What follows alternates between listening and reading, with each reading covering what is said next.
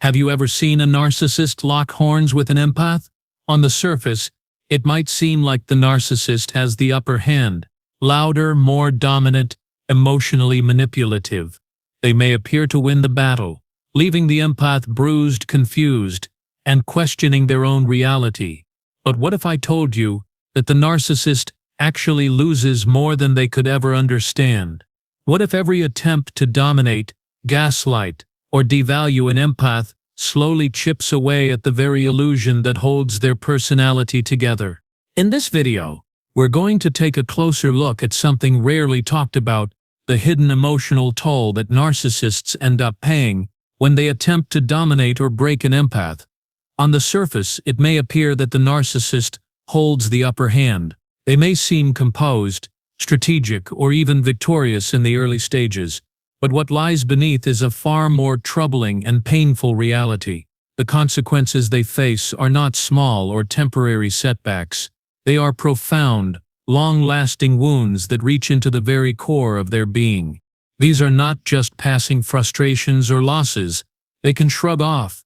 They are deep and corrosive forms of psychological suffering, wounds that remain long after the empath has stepped away and begun to heal. These consequences often go unseen by the outside world, and sometimes even by the narcissist themselves, but their impact is undeniable. The damage accumulates quietly, yet powerfully, shaping the narcissist's emotional world in ways they can't easily escape. Because when a narcissist chooses to engage in a psychological battle with someone who possesses emotional depth, clarity, and genuine self-awareness, they're not just clashing with another person, they're confronting a mirror. And the reflection that empath provides is something the narcissist is entirely unprepared for. Instead of overpowering the empath, the narcissist ends up exposing their own inner turmoil. And that's the painful irony. In trying to control, diminish, or break someone else, they end up hurting themselves the most. While the empath may walk away scarred, they also walk away wiser and more resilient. But the narcissist? They remain stuck with the fallout of their own choices, stuck with the consequences they created. In the end, the person who suffers the most in this dynamic isn't the empath, it's the narcissist. And by the time you reach the end of this video, you won't just have a clearer understanding. You'll know with certainty why these hidden struggles weigh so heavily on narcissists. You'll see the full picture of what really happens beneath the surface when they try to overpower someone with genuine emotional strength. So let's begin this journey together. Let's explore the uncomfortable but necessary truth. The very truth that narcissists work tirelessly to keep buried, not only from the people around them, but from their own awareness as well. Because facing that truth would mean facing themselves. There's something that needs to be made clear from the start. Narcissists don't operate from a place of emotional strength. Their confidence is a performance. Their power plays are a defense. And their grandiosity, it's a mask, fragile and desperate. Underneath it all lies a deeply insecure individual who is terrified of being seen for who they really are. Now imagine that person going up against an empath. Someone who doesn't just feel emotions, but understands them. Someone who can sense incongruence, read between the lines, and call out emotional dishonesty, not with rage, but with truth. This is where the narcissist begins to unravel. Because you can't manipulate someone who sees through the illusion. Narcissists thrive when their target is confused, unsure, or emotionally dependent. But empaths, though often wounded early in life, possess an inner clarity that grows stronger through pain. And once an empath begins to awaken, to recognize the cycle of manipulation, they become something the narcissist fears most, someone who cannot be controlled. And so the narcissist fights harder. But this fight, ironically, leads to their own internal suffering, some of which they're aware of, and some of which will haunt them for years in silence. The first suffering is a slow erosion of control. Narcissists feed on control like oxygen. They want to dictate the narrative, define reality, and be the emotional center of any relationship. But empaths, once awakened, don't hand over control easily. They question the narrative. They bring in logic, self-awareness, and often support from others. For a narcissist, this is terrifying. It's like trying to hold sand in a closed fist. The tighter the grip, the faster it slips away. Losing control isn't just frustrating for them. It creates panic, rage, and a deep sense of helplessness they'll never admit out loud. The second suffering is identity fragmentation. Remember, a narcissist's sense of self is constructed. It's not grounded in authenticity but in admiration, image, and feedback from others. When an empath begins to challenge that image, whether by exposing lies, setting boundaries, or simply walking away, the narcissist experiences an identity crisis. They may lash out, devalue, or launch smear campaigns. But beneath that is a fear that they're being seen, and not in the way they want. Their false self cracks, and those cracks widen with every unbending truth the empath brings to light. The third suffering is emotional exhaustion. Keeping up a facade takes energy. Constant manipulation, gaslighting, triangulation. It's all labor-intensive. Fighting an empath is especially draining because empaths don't always play the expected emotional game. They don't react with predictable rage or submission. Instead, they might go quiet, reflect, walk away. This unpredictability frustrates the narcissist, who then doubles their efforts to provoke a reaction, only to find themselves stuck in a loop of increasingly desperate tactics. Over time, this mental and emotional exertion burns them out. But they can't stop, because giving up would feel like defeat, and defeat equals shame. And that leads us to the fourth suffering, shame collapse. Narcissists work relentlessly to avoid shame. It's the emotion they fear most. But deep down, they carry enormous amounts of it. When an empath stands firm and holds up a mirror, the narcissist is forced, however briefly, to confront parts of themselves they've spent a lifetime avoiding. They might deny it, they might project it, but internally the shame begins to fester. This inner collapse can lead to depression, paranoia, and in severe cases, psychological breakdowns. They might never speak of it, but it lives within them, growing heavier over time. The fifth suffering is isolation. One of the most ironic outcomes of a narcissist's battle with an empath is that the narcissist often ends up alone. Their manipulations, once exposed, cause others to distance themselves. Empaths who awaken walk away and they don't return. Others who witness the truth begin to question the narcissist's behavior. Over time, the narcissist becomes the person no one trusts fully. No one invests deeply, and though they may still surround themselves with enablers or superficial admirers, the absence of real emotional connection becomes a quiet torment. The sixth suffering is loss of admiration. Narcissists crave admiration the way others crave love. It fuels them, stabilizes them.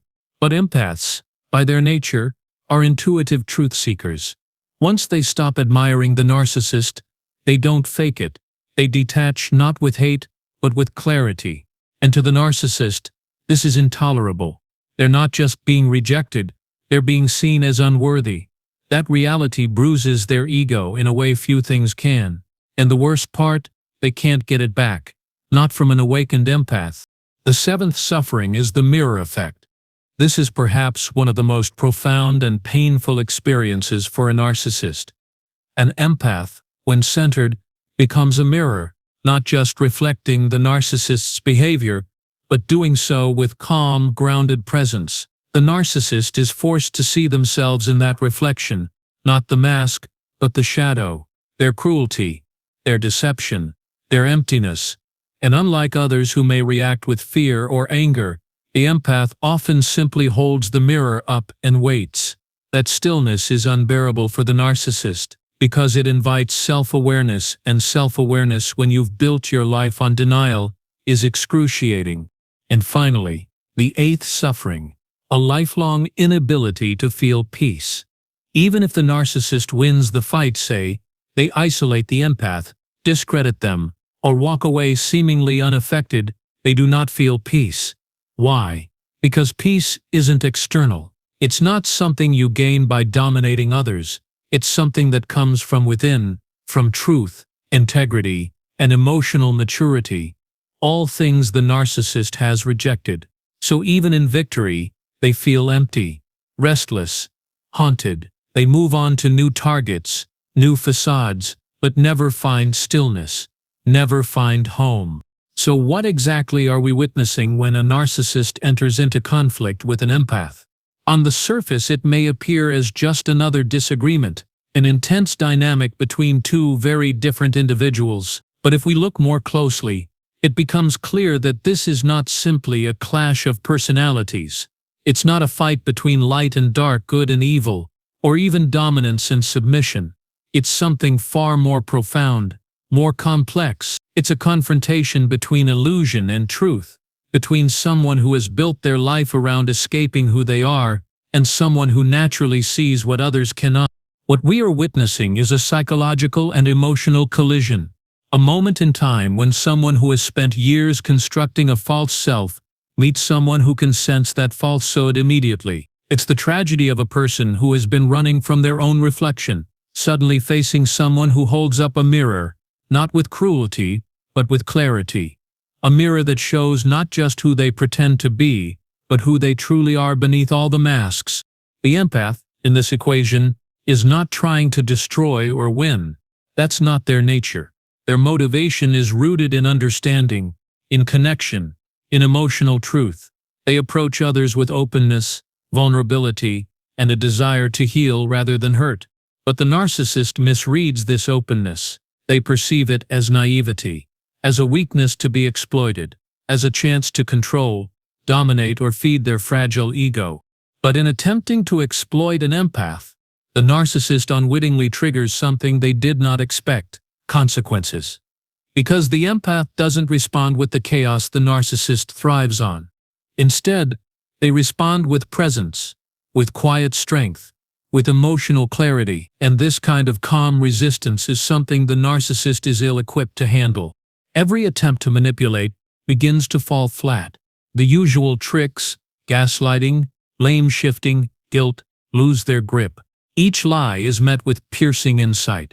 Each demand for control is answered with growing independence. And with every moment the narcissist fails to regain control, a small crack forms in the illusion they've so carefully maintained. Eventually, those cracks deepen. The narcissist begins to experience not just frustration, but an unsettling awareness that something is shifting, that their tactics are no longer working, that they are no longer feared, adored, or blindly followed. And this shift doesn't just challenge their power, it threatens their entire identity. Because the deeper truth is this: narcissists do not fear losing control over others nearly as much as they fear facing the reality of themselves. No one fights harder against reality than the narcissist. They have spent their lives avoiding the truths that hurt the most, truths about their own wounds, their shame, their emptiness. And no one, absolutely no one, reflects reality more clearly than the empath. Through their intuitive presence, their emotional intelligence, and their refusal to be drawn into games, empaths become mirrors, mirrors that cannot be smashed or silenced, mirrors that reflect not just what is but what has always been, whether the narcissist is ready to see it or not. This is why the paths of the empath and the narcissist are so often destined to meet, not by accident, but because of what each unconsciously carries. The narcissist, always seeking control and validation, is drawn to the empath's deep emotional presence. The empath, longing to heal and connect, is often pulled into the orbit of someone who seems at first to need their care. Their connection is magnetic, but it is also volatile. And when these two collide, it is rarely gentle. But within that collision lies something more than just conflict. It holds the potential for something deeper, an invitation, an opening, a rare opportunity for awakening for both sides. For the empath, this painful encounter often marks the beginning of a powerful and life-altering journey. It becomes the catalyst for reclaiming their voice, for rediscovering their own worth. It calls them back to themselves, to the inner strength they may have forgotten. From the ashes of betrayal rises a stronger sense of identity, healthier boundaries, and a deeper well of emotional wisdom. For the narcissist, this collision could become the first real chance at change. A mirror has been held up to them, one that reflects not just how they behave, but who they've become. If they could face it, if they were willing to look directly at what they've spent their life avoiding, they might begin the difficult road toward transformation, toward healing what's broken inside. But tragically, that's rarely the choice they make. Most narcissists cannot sit with the discomfort. Instead of facing themselves, they retreat. They shut down. They twist the narrative, deny the truth, or place blame anywhere but inward. And when that doesn't work, they often seek out someone new, someone unaware, someone easier to manipulate, to begin the cycle all over again. Yet even as they move on, the suffering they tried to escape doesn't vanish. It simply goes underground. It becomes quieter, more insidious. It lives within them, just beneath the surface, unseen by the world, but deeply felt in moments of silence. And that pain? It doesn't fade with time, it deepens. So if you're someone who's walked through that kind of fire, who's loved a narcissist, been wounded, doubted your value, or tried to reach someone who only caused you harm, this part is for you. You were never weak because you cared. You were never naive for hoping they could change. You were never wrong for loving with an open heart. What happened to you was not your fault, and your willingness to love, even in the face of manipulation, was not a failure. It was a reflection of your strength. What truly went wrong wasn't your love. It wasn't your openness, your compassion, or your desire to understand. What went wrong was how that love was received, distorted into something it was never meant to be. It was twisted by someone who couldn't hold it with care, someone who saw vulnerability as an opportunity, not a gift. It was used for their advantage, molded into a tool to manipulate and control, and in the end, it was exploited, taken for granted, drained and discarded as if it had no value at all. The narcissist might walk away without ever acknowledging the damage. On the surface, they may seem calm, unaffected, even empowered by what they've done. They may put on a performance that says, "I've won." But beneath that performance, something far heavier travels with them. The real cost doesn't just disappear, it lingers, embedded in their experience, following them like a shadow they pretend not to see. Those 8 sufferings? They don't vanish with time. They remain, often hidden behind carefully curated appearances, behind the charm they use to attract, the arrogance they use to deflect, or the illusion of success they cling to so tightly. While they try to maintain their image, the weight of what they've done presses inward, quietly and relentlessly. But your path is different. You don't have to carry their weight. You don't have to stay trapped in that cycle. You get to heal, even if it takes time. You get to rise, step by step, into a version of yourself that's stronger, wiser, and more whole than before. You get to reclaim your peace, not because they gave it back, but because you chose it for yourself. An empath's true strength isn't found only in their sensitivity, as powerful as that is. Their greatest power lies in what they can become through pain.